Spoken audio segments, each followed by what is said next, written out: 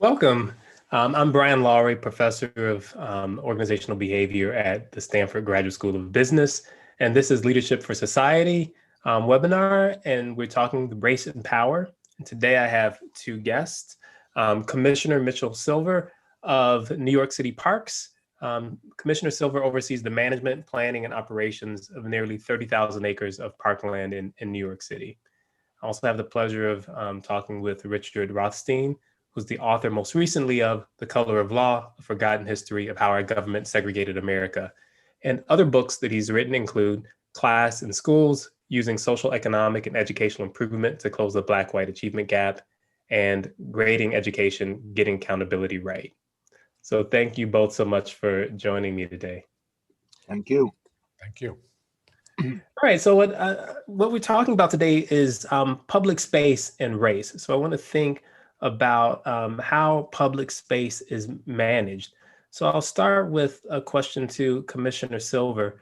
Who gets to create the vision for public space, how public space is used? Well, it's typically a collective vision. Well, first we have to go back in time and how cities were organized, just developed, making sure you had roads, sidewalks, and then you had housing, commercial. But as cities became dense, they were looking for those open spaces, those places where people can go and escape and relax.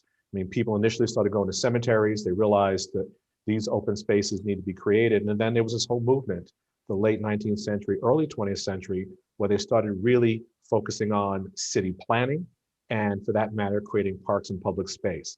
As it relates to public space, it primarily comes from government. In the past, it was top down. But today, it's more of a conversation. I know here in New York City Parks, anytime we have any public project, any parks, we engage the public. We want to hear from the local residents. If it's a regional park, we want to hear from a wider audience. And we have a conversation about what we need to do in this public space.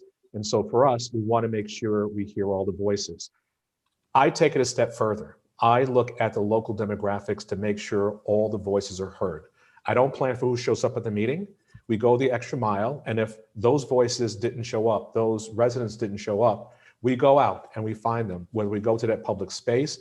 Because for me, your public space is your outdoor living room. This is where you connect. So for me, it's very important that as we do place making, we also do place keeping and don't remove those elements that are near and dear where people have cherished memories as they engage in those public spaces. So it starts typically with government, but then you want to make sure you have a partnership with the local community so you get it right. And if there's movement toward more resiliency, more sustainability in the parks, we make sure the public understands what we need to put in this public space so we can have a better environment and those parks can serve more purposes than just a green space. It could all help clean water, clean air, reduce the heat in cities. And so we also have that conversation with the public, but it starts first with government. Got it. And Richard, I know that you're really interested in the history of things like the use of public space. So how did things come to be this way? Has it always been the way it is now? Well, New York, I think, is unusual in that people of different races and ethnic backgrounds live closer to each other than they do in almost any place else in the country because it's such a concentrated community. It's not to say it's not segregated. New York City is a very segregated community. But most cities of this country, African Americans in particular, have less adequate parks, less adequate utilities and access to transportation. The interaction of private space and public space is largely determined by a racial history. And I think that, like I said, I'm not really an expert in New York, and I think it's probably unique because you can go out and get people to a community meeting. If they don't show up, they live close enough to do it. Most cities in this country, African Americans and whites in particular, live so far from each other that you couldn't possibly do a thing like that. So, as you know, what I've been writing about for the last 10 years or so is how did they come to be so far apart? And we have a national myth that we tell ourselves. And this is not a myth just of conservatives, it's liberals, conservatives, it's blacks and whites, it's Northerners and Southerners. And the myth is that we've got something called de facto segregation. Something just happened because of private bigotry, because businesses in the private economy discriminated, or people just like to live with each other of the same race, or income differences is what led people to live so far apart. It's a myth. In reality, the reason we have segregation in every metropolitan area in this country, including in New York, is because of very explicit racial policy implemented through the mid-20th century by federal, state, and local governments, designed to ensure that African Americans in particular and whites could not live near one another in any metropolitan area of this country. So that needs to be redressed. It's an unconstitutional system. When the federal government was creating segregation, it was a violation of the Fifth Amendment to the Constitution. When state and local governments were doing it, it was a violation of the 14th Amendment to the Constitution. We have an obligation as American citizens to redress segregation because it's an unconstitutional system, because it's a civil rights violation, but because we fog ourselves with this myth of de facto segregation. We think that whatever happened naturally can only unhappen naturally. Whatever happened by accident can only unhappen by accident. And so unless we understand the unconstitutional nature of the way in which families are distributed throughout a community by race, we can't overcome the inertia that allows us to keep things the way they are. And without a new civil rights movement, I'll say, it's unlikely that we'll ever be able to do much about it. There is no political support at this point in anywhere, and I would say particularly in places like California. There's no political support for enacting policies that would redress the segregation that we've created. The myth of de facto segregation is a very comfortable one. It excuses us from doing anything about it. Well, it's great that we have a planner here today. So I'm going to come back to you, Commissioner Silver, and just point out what Richard said, that this is a longstanding part of our history and our heritage. And I'm curious about how that shows up in New York and in the parks, because it's like everything else, it has to show up, right? So how does that show up today in New York? Well, Richard is absolutely right. Racism is baked into the American system, and you see it in almost every neighborhood, and I agree, even here in New York City. Where we see it unfold in our park system was Robert Moses and how we laid out the parks in New York City. There are some communities that have access to incredibly large, beautiful parks. His office, by the way, was right behind this door, where he served as Parks Commissioner for almost 26 years. And some communities had very large parks, but you look at parts of Brooklyn and other parts of New York City, and they're very small parks. Plus the condition. I mean, if you look at how these parks were built, high fences, they're caged in, our municipal pools were disgraceful. And so we recognize, and the rules, I want to talk about some of the rules, which I find quite offensive. We had rules about what you can wear, no hoodies and hats, no loitering, which I always had a problem with, because loitering means that you can sit or stand idly by with no apparent purpose, and that's what you do in a park. But that word could be weaponized. Rules in parks can be weaponized, that if people are uncomfortable with a certain individual, they will have a rule to prevent them to enjoy themselves freely in a democratic public space like a park. But we see this inequity in our park system. When I came on board, the mayor ran a platform of A Tale of Two Cities and was very concerned that not every neighborhood had a quality park. We launched this initiative called the Community Parks Initiative. We looked at all of our 2,000 parks in New York City and found out how many of our 2,000 parks saw little to no investment over 20 years. It turned out there were over 200. 20 years. While communities saw other parks being renovated, these parks were frozen in time. That's from kindergarten to college, no change. And so we felt this was not equitable, it wasn't fair, and we had to do something about it. So for the past 7 years as commissioner, we focused primarily on those public spaces, and no surprise, there were Black and brown communities that were not quality parks, and we've totally transformed those public spaces. Because in a density like New York, those parks are your front yard, your backyard. They're places for not just for physical health, but for mental health. And that was really, really unpacked during COVID. And so from my perspective, we did see an unequitable park system. We did see these barriers and prison-like parks with high fences and what we call bear claw fences to tell people as if, we have to protect these green spaces from something. And so we've been trying to address it, both the rules. We've now removed loitering as a rule in our park. You can now loiter in our parks and sit down and enjoy yourselves, as well as removing some of those fences and making it more accessible, more comfortable, more safe for the public. So it did bear itself out in the access to parks for New Yorkers, but also the quality of the parks, and then the neglect of the parks, that we felt every New Yorker deserved a quality public space, and now we're doing that. Mm-hmm. So one of the things that is striking to me when I walk around cities, I grew up in Chicago, I've lived in San Francisco, so I've spent a lot of time in urban areas. There's two things that strike me. One is you've already touched on a bit, the kind of parks you see in black and brown neighborhoods generally are not as nice as the parks you see in predominantly white neighborhoods. And Richard already talked about kind of the history that might have led to that, and you're talking about the underinvestment in the recent past that has contributed to that.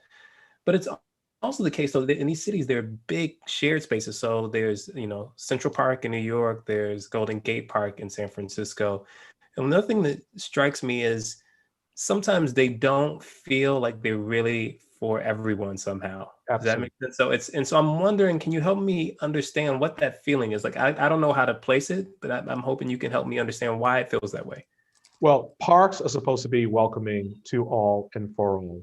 And you could design a park that feels exclusive, like I don't belong here. For example, Black Americans love to have places to eat, to picnic in parks. And there are many places that don't want to have that disturbance in their park because it has a certain aura about it, a certain landscape about it. And so that becomes a challenge. Or basketball. What are some of the uses that people of color like to use parks? Soccer. I mentioned barbecue, basketball. And there are some people that don't want those uses there because that's not the kind of feeling they want to offer to their public space. So it's designed to be exclusive. Like, for example, I'd have to ask my staff, we're putting bocce in a Black neighborhood in a park, is that something that will be well used? Now, maybe there are some Blacks that play bocce. We want to make sure we're, am I welcome in this park? Do I feel welcome in this park? And in some cases, the answer is no. For example, I'm a runner. I am very uncomfortable running on a trail. I feel isolated down a corridor, and maybe it's just days where people could jump down and do bad things down in the South. But I do not feel comfortable on a trail. I prefer wider open spaces. The food that you offer, that's not my taste palette. Do you offer different food choices where people feel welcome to that space? The rules. And so a lot of this goes into the design of the space, but the intent is, do you feel welcome? Is it a diverse park where you see all people of all colors, of all races? And if you don't see that, you have to dig deeper to find out why. Why don't you go to this park? What makes you feel uncomfortable? The High Line in New York is one that's criticized very often. It is a linear park. It's a walking park. It doesn't have some of those amenities where you can eat, where you can barbecue. It's just not made that way. But the High Line's been trying very hard through programming to get more people of color to come out and enjoy it. So it takes effort to be welcoming for all. Brian or Richard, if you come to my house, I want to find out what you like to feel comfortable. What do you like to eat?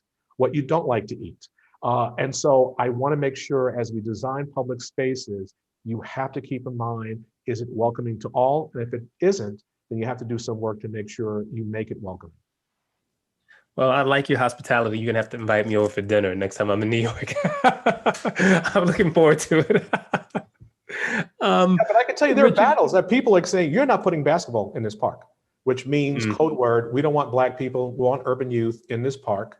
I remember this one case, Prospect Park. A gentleman called me because there were Mexican Americans that were barbecuing in a part of the park where barbecuing wasn't permitted. They were having a great time. Food and socializing is a great social experience. And so he called me, stop it, sent out the enforcers to stop this from happening. And I did something I didn't like. I just changed that rule from you couldn't barbecue to you could barbecue. Why force these families to walk another half a mile across the park when literally this space was 2 blocks away from where they live? And so to me, I felt I wanted to be more inclusive rather than exclusive so that they can come out to the park, spend time with their family, and do what all people should do, enjoy the green spaces. Can I interject something, Brian, if I may? Yes. Why is it that African Americans and Hispanics are more likely to want to barbecue in a park than whites. It's not some kind of cultural trait that was inherited from Africa or Mexico or something. It's because African Americans are living in more overcrowded neighborhoods where their social life must take place outside their homes. They have multiple people sleeping in single bedrooms and overflowing into living rooms. They subdivide their homes in order to be able to make payments on them. And how did that happen? That's why the social life in these communities is more likely to take place on the streets as well as in parks than it is in white communities. Well, it's because the federal government refused to insure mortgages for African Americans in Black neighborhoods, and refused to insure mortgages for African Americans to move to suburban neighborhoods. It had an explicit design to concentrate African Americans in single urban neighborhoods. And when it didn't insure mortgages, when the FHA and VA didn't insure mortgages, speculators came in and sold homes on contract. They really weren't selling them at all. It's really a form of rent, but people believed they were buying homes, and they obtained no equity. If they missed the single payment, they could be evicted.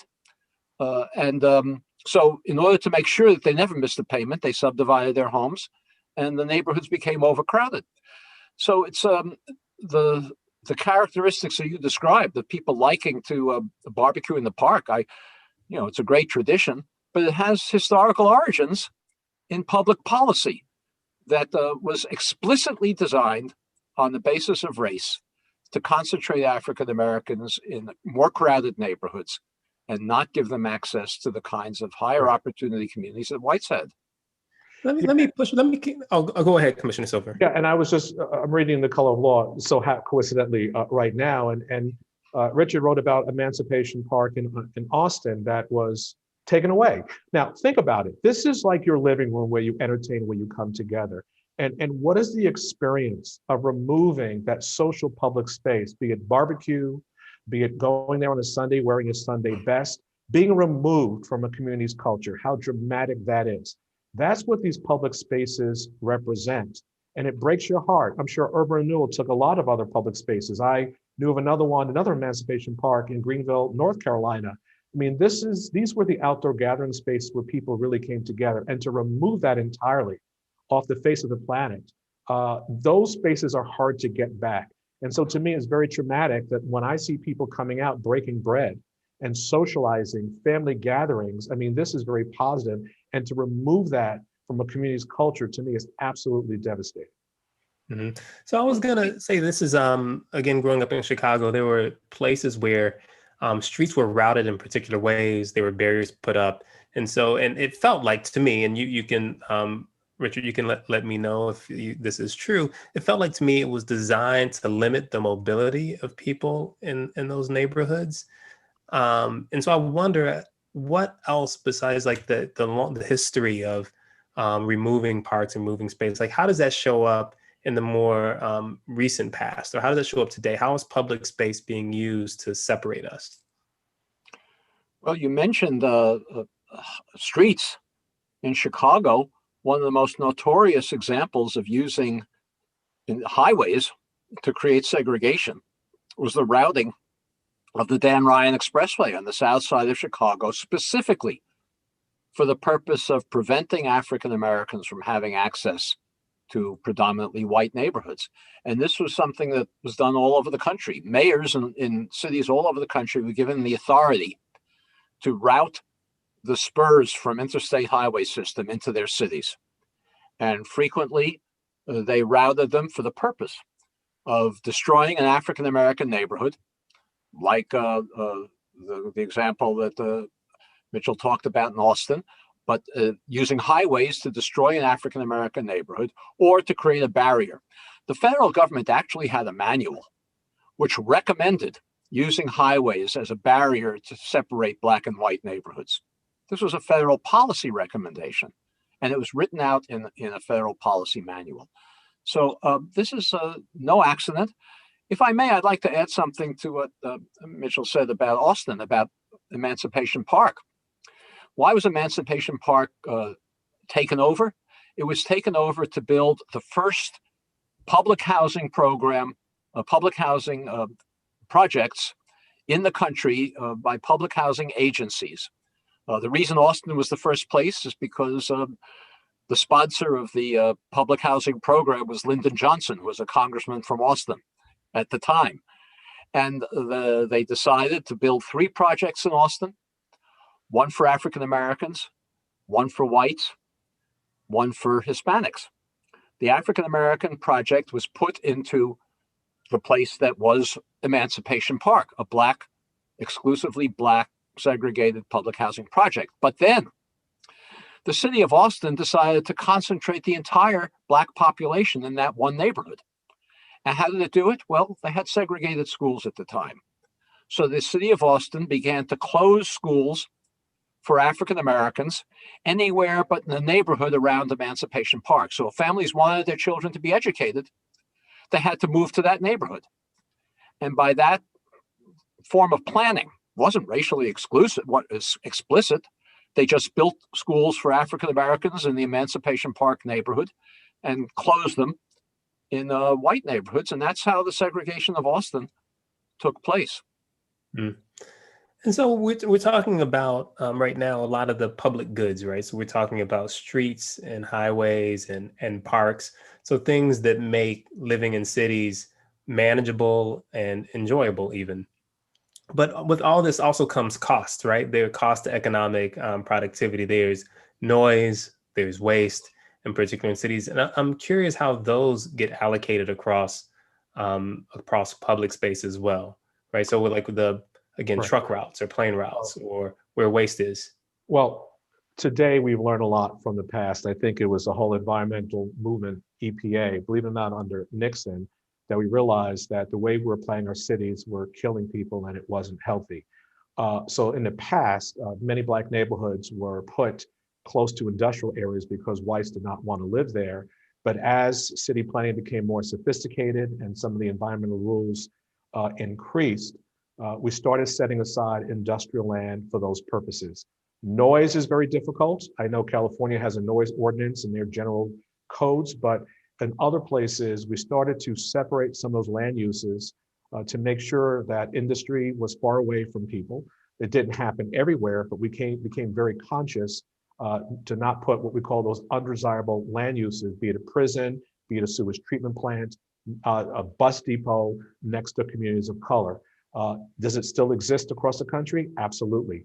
But now with environmental impact studies, it's now more known and disclosed. And in some cases, there are those municipalities that want to correct it. But now, since there's a lot more litigation, a lot more knowledge about it, but our history was littered with Black people in particular living next to some of the worst environmental hazards you could imagine in any city. So today we plan it more. We make sure if we do have to have a waste treatment facility, we do have to have those things are now placed and buffered far away from residences so they don't have to feel that pressure. Airplanes difficult. There are some cities that do noise contours. And when you buy your property, you know if you're in the flight path. The same is the case in New York City. If you live in certain neighborhoods, you will experience it, but at least it is disclosed up front if you're buying a home. So you know if you want to live in a flight path, you can.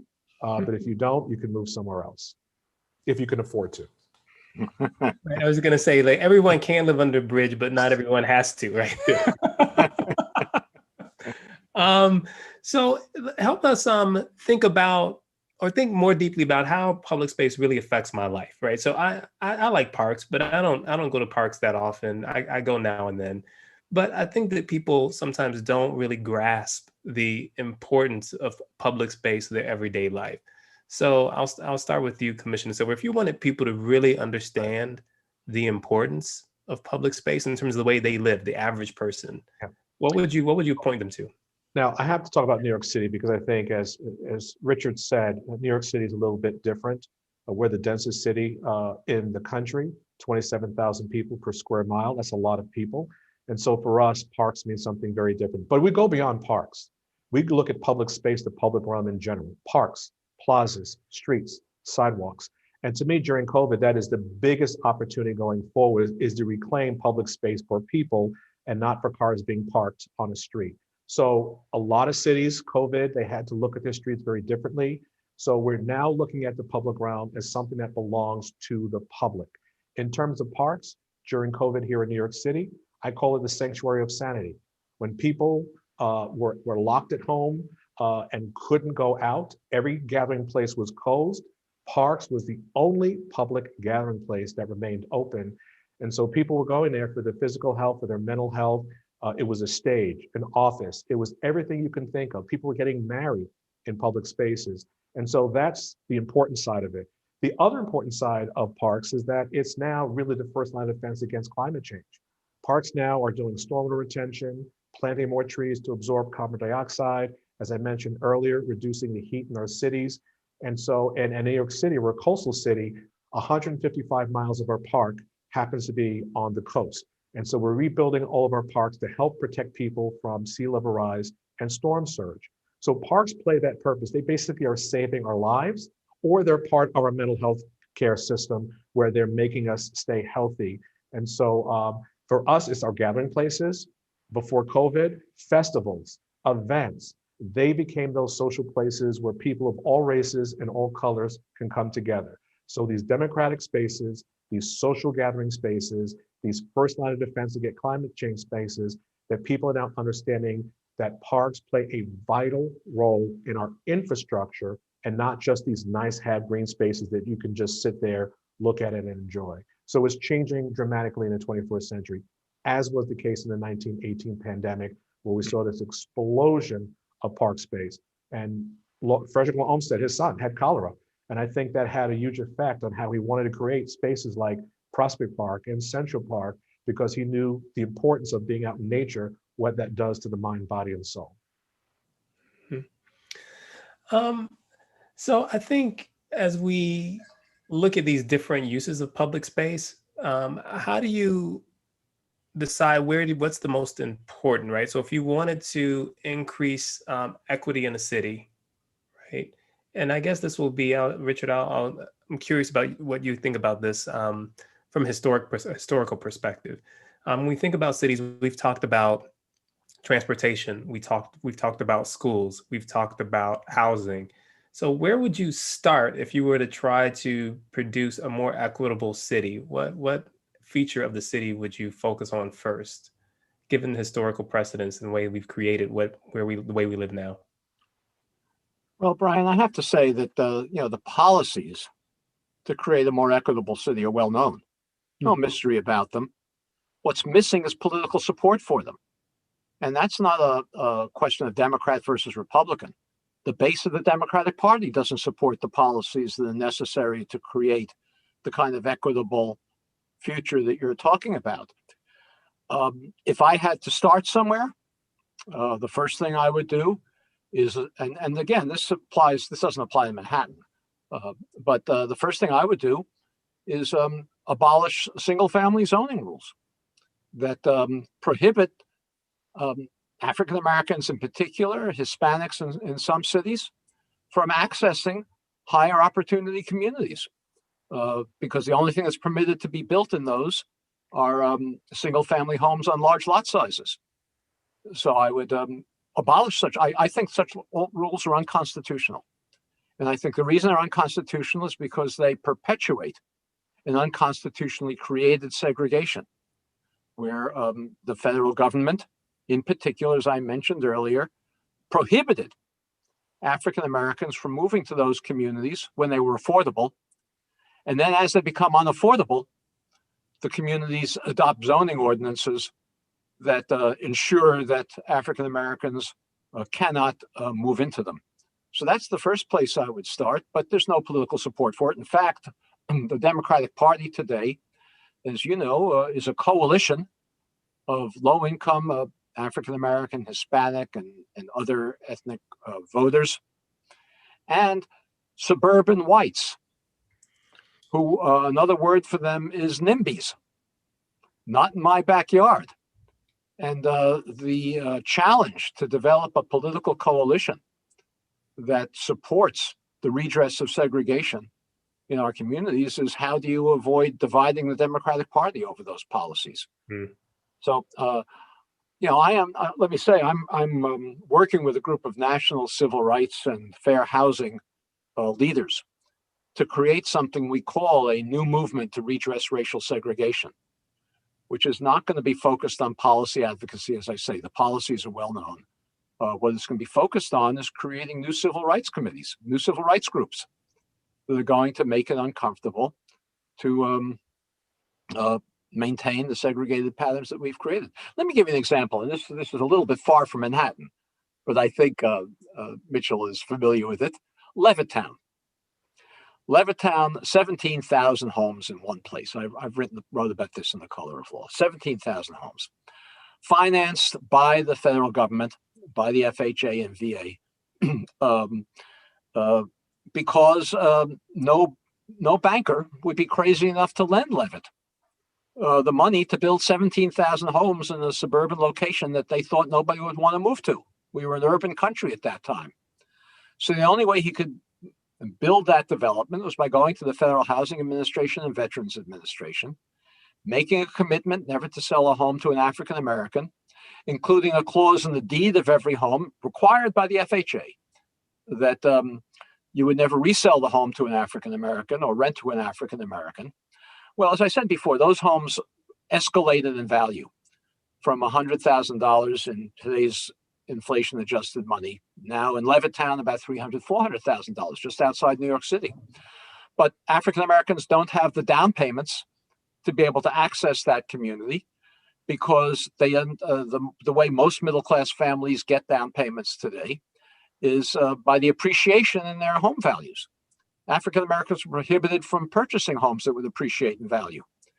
So what do you do about it? Well, we should have an affirmative action program in housing. I'm not suggesting this is politically realistic. I'm just giving you an example of the kind of thing that needs to be done. The federal government should be buying up homes in Levittown, which is now about 1 to 2% African American as a result of the Fair Housing Act that said, okay, Black people, you're now permitted to move into Levittown. We're no longer going to stop you.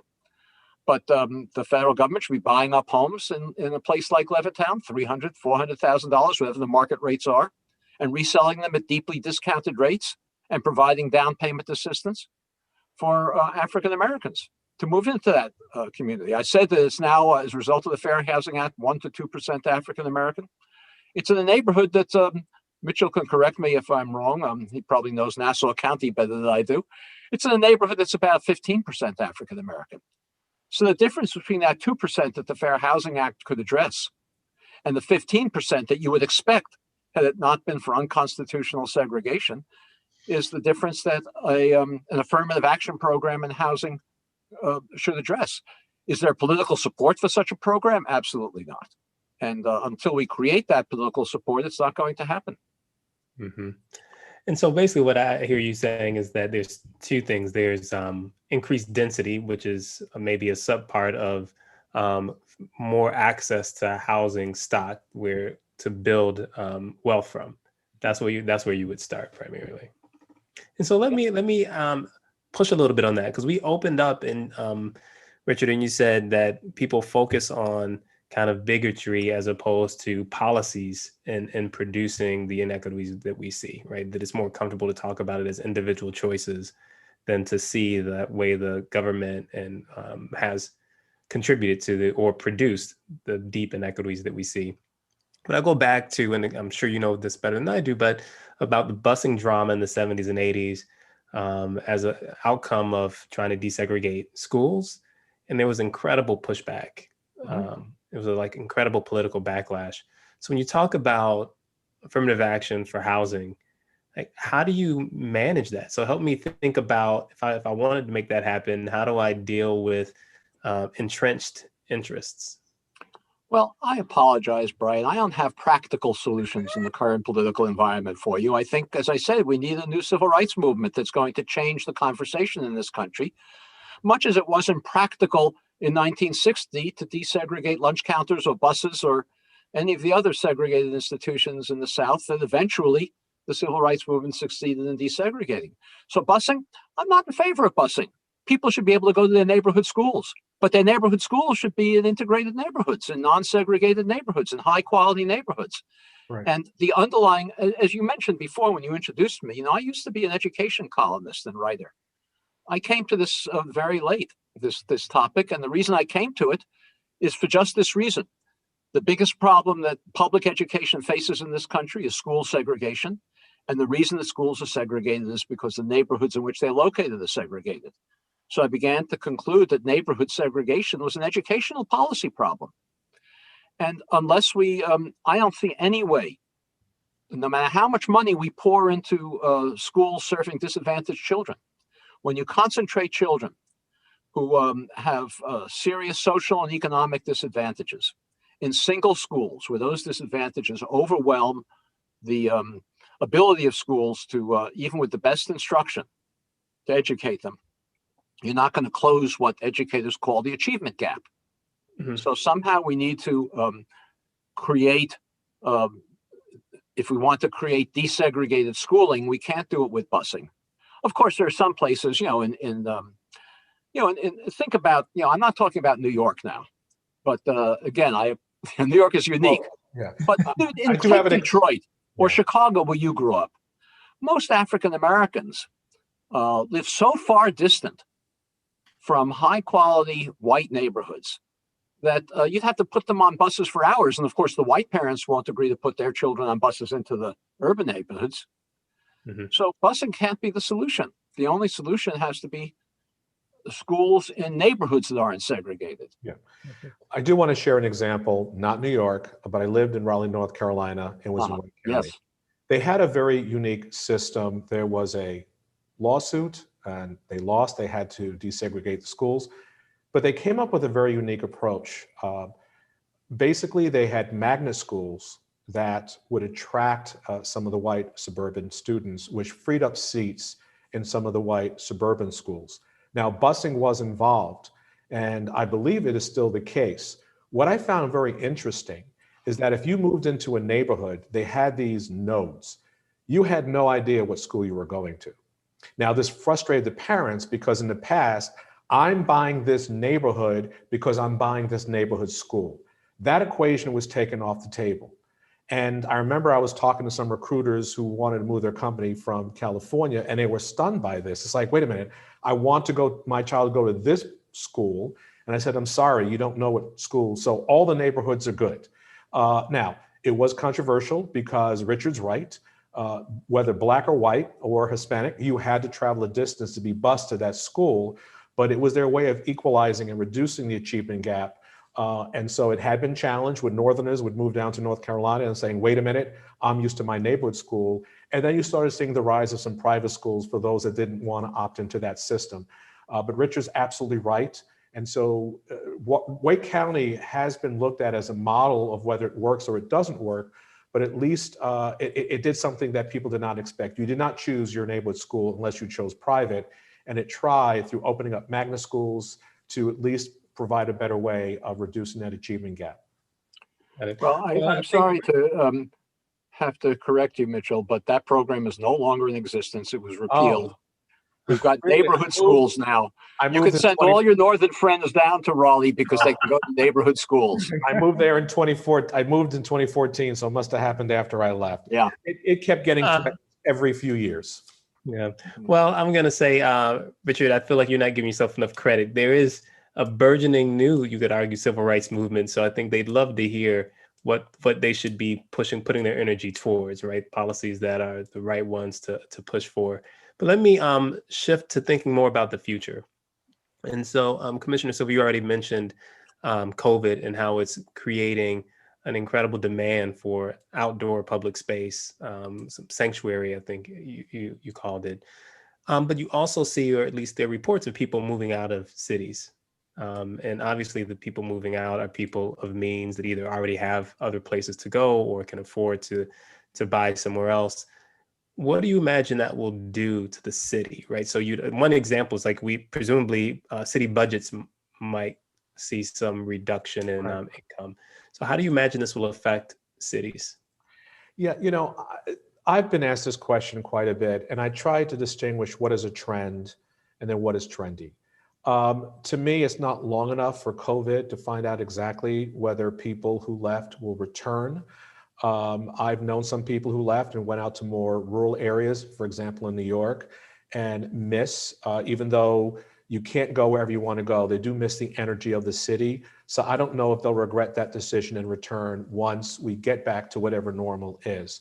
So that is very hard to say about the future. What I do know is that we are going to have to reinvent the public space. We've seen play streets, we've seen shared streets, we've seen restaurants now occupying parking spots. We're now looking at the reinvention of our public space, and I believe that's going to stay with us. And you're going to see less and less cars dominating our public realm. We're all taxpayers, we pay for these assets, but it's dominated by private vehicles. So I do think that's going to be in our future in one form or the other.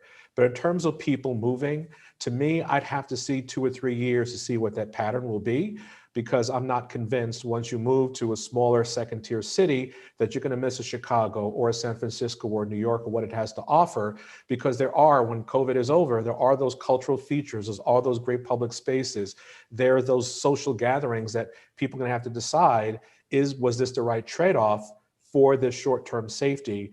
And quite frankly, I don't know that answer. Well, here I hope that it comes back. I'm a city guy, so I plan to be in a city, and I would desperately miss the vitality that cities have. But let me give Richard give you the last word. I know you focus primarily on history, but if you were to make a prediction about the consequences of COVID in terms of equity in urban areas, what would you say? Well, the COVID has created a housing crisis that is an emergency. And the kinds of policies I talked about before, even in the best of all possible worlds, even if we had the political support for them, can't be the priority. We have to first address the evictions. We have to address the rent that's due. We have to address the foreclosures, all of which resulted from COVID. So that has to be taken immediately. But once that's done, assuming we don't have another pandemic for another 90 years. Once that's done, I think we need to think more broadly about redressing segregation. And let me say there are 4 main areas that we need to focus on to redress segregation. The first is what I just mentioned, and that's an urgent necessity, and that is dealing with the hardship and the suffering in existing low-income segregated neighborhoods, putting better housing there, putting more housing in there, saving people from eviction. That's one aspect of it. The second aspect, I'm struck by the fact that when you talk about people moving, you didn't talk about one of the biggest areas of movement these days, and that's the movement of young professionals into cities. What's called gentrification, which is happening in many, and we know how to prevent massive displacement from gentrification. Again, the policies are well known. We need rigorous rent control. New York State just adopted one of the best rent control programs. But it's needed everywhere. We need limits on condominium conversions. We need inclusionary zoning, and I don't mean poor doors for where you put low-income families and high-income projects, but where our current financing for housing doesn't finance working class families who can't afford market rates and who earn too much to qualify for federal subsidies. We have no missing middle financing mechanism in this country. We need one so that we can create inclusionary zoning that's not just putting poor people and rich people together, but that's also including what I just referred to as the missing middle. Mm-hmm. We need to give people the opportunity to move to higher opportunities if they wish. And I know there are some people who say that, African Americans don't want to move to higher opportunity communities. They want to stay in their own neighborhoods. But whenever we've had a program that gives families access to higher opportunity communities, the waiting lists are long. So it's true that some people don't want to do that, but many people do. And finally, we have many communities which are temporarily desegregated. They're in the process of transition. Typically, they are white communities in inner ring suburbs, first ring suburbs, which are in the process of transitioning from white to African American. and we need to stabilize the desegregation of those neighborhoods. So those are 4 areas that we need to address. The first one is obviously of great urgency, and we can't ignore that, but we need to address all 4 in the long run. And I don't think we can do that without a civil rights movement that's going to change the political climate.